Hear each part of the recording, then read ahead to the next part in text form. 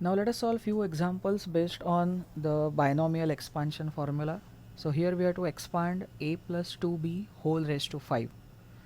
Uh, Let us first of all write the expansion for a plus b raised to n for our reference, since we are doing this as the first example. If you recollect, we have the binomial coefficients nc0, nc1 and so on. Then the powers of a reduce and powers of b successively increase,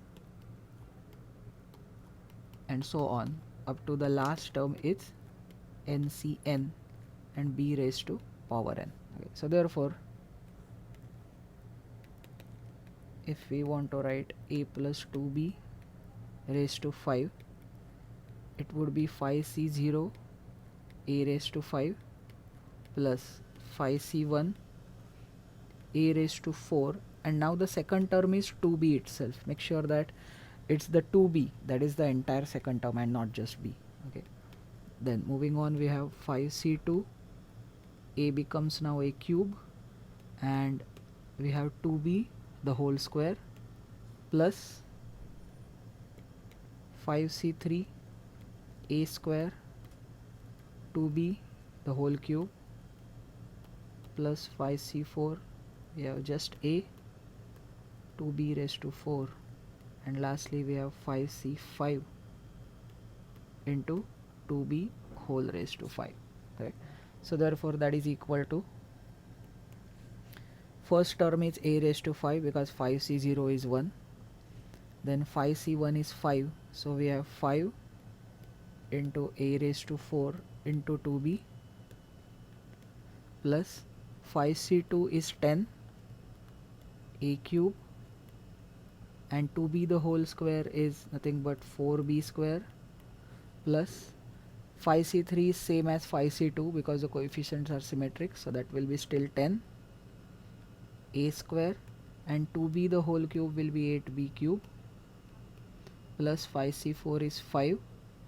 We have a into 2b raised to 4, so that will be 16 into b raised to 4, and lastly since 5c5 is 1, so 2b whole raised to 5 will be 32b raised to 5. And now we can write the final expression by writing the simpler terms by multiplication of individual terms. The second term becomes 5 into 2 10 a raised to 4 into b. See, as a convention we typically write all the a terms first and then the b terms within a single term, plus we have 40 a cube b square plus we have 80 a square b cube, then once again 80 a b raised to 4, and lastly 32 b raised to 5. So that's the final answer. Alright, let's solve one more problem with a different binomial. Now here we have the second term as negative. We have to expand x square minus 1 upon x whole raised to 4. Right, now here our n is equal to 4.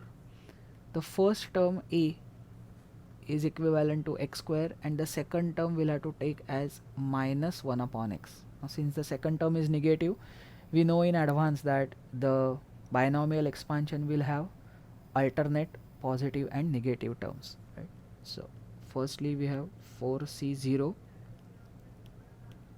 first term is x square raised to 4, then we have 4c1 x square the whole cube into minus 1 upon x starts appearing, so which has raised to 1 anyways.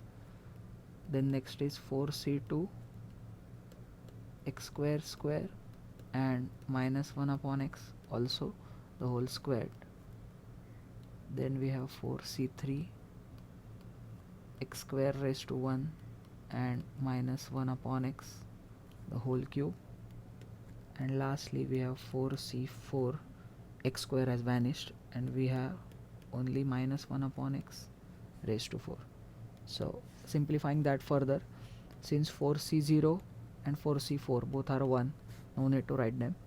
X square raised to 4 becomes x raised to 8 plus 4c1 is 4, then x square the whole cube is x raised to 6 into minus 1 upon x, so we write it as it is, plus 4c2 is equal to 6, x square the whole square is x raised to 4 into minus 1 upon x the whole square becomes plus 1 upon x square, then 4c3 is same as 4c1. We know that the coefficients are symmetric from the ends. Then x square and minus 1 upon x the whole cube is minus 1 upon x cube. And lastly, since 4c4 is 1, we have to just write minus 1 upon x whole raised to 4. So that becomes plus 1 upon x raised to 4. So therefore finally we have x raised to 8 minus 4 x raised to 5 plus 6 x square minus 4 upon x plus 1 upon x raised to 4.